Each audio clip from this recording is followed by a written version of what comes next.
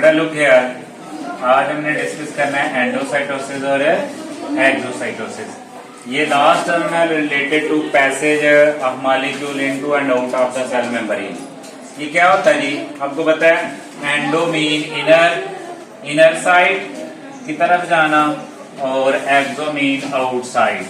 ठीक है, इसके अंदर मटेरियल जो है उसको कहाँ पे लेके जाया जाता है, सेल के अंदर, सेल मेम्ब्रेन के जरिए उसको सेल से बाहर निकाला जाता है। और साइटोसिस मीन होता है सेलुलर इंजेक्शन, यानी कि मटेरियल को तोड़ फोड़ करना। अब देखिए जी, ये ऐसा प्रोसेस है जिसमें बहुत सी सेलुलर इंजेक्शन होती है, यानी कि सेल जो है चीजों को डाइजेस्ट करता है, ब्रेक डाउन करता है बल्कि मटेरियल जो बड़े बड़े मॉलिक्यूल की फॉर्म में होता है। कैसे? By infolding of the cell membrane. ये जो सेल मेम्ब्रेन है इसके अंदर ये इनफोल्ड करता है। इसकी दो बड़ी फॉर्म्स है, एक है फैगोसाइटोसिस और एक है पिनोसाइटोसिस। फैगो मीन सेलुलर ईटिंग, यानी कि इसके अंदर कौन से होते हैं मॉलिक्यूल या मटेरियल जो सॉलिड फॉर्म्स में होते हैं।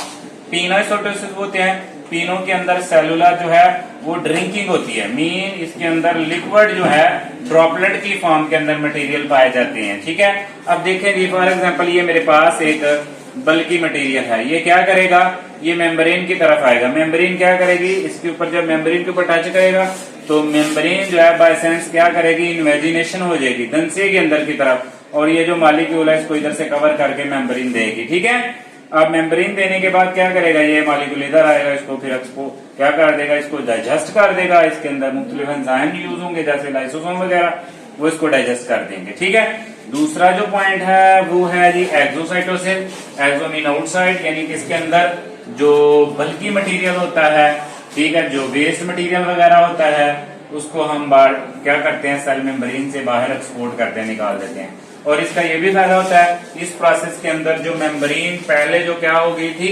वेस्ट हो गई थी, उसको रिप्लेस करके न्यू मेम्ब्रेन जो है वो इसको देता है, लॉस ड्यूरिंग द एंडोसाइटोसिस। अब देखिए एंडोसाइटोसिस में क्या है, ये बल्कि मटेरियल था जो वेस्ट था, या इसको सेल से हमने वैसे ही बाहर क्या करना था, सेल ने आउट करना था।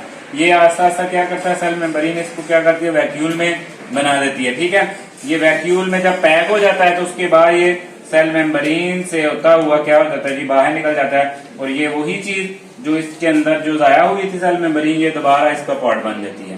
तो endocytosis exocytosis are very simple term. ये ऐसी टर्म है जिसके अंदर मटेरियल को सेल में इंपोर्ट किया जाता है और सेल से क्या किया जाता है, एक्सपोर्ट किया जाता है, और वहीं पे इनकी डाइजेशन वगैरह होती है तो दोबारा सेल से क्या हो जाता है, एक्सपोर्ट। तो सेल के अंदर हम इन और आउट करने का जो प्रोसीजर है, पैसेज ऑफ मॉलिक्यूल है, उसको हम कहते हैं ये एंडोसाइटोसिस और एक्सो, जिसके अंदर पिंच हो जाती है, यानी कि सेल मेम्ब्रेन से होती हुई चीज अंदर चली जाती है और सेल मेम्ब्रेन से ही बाहर चली जाती है, जो सॉलिड फॉर्म में भी हो सकती है और लिक्विड फॉर्म में भी हो सकती है जी।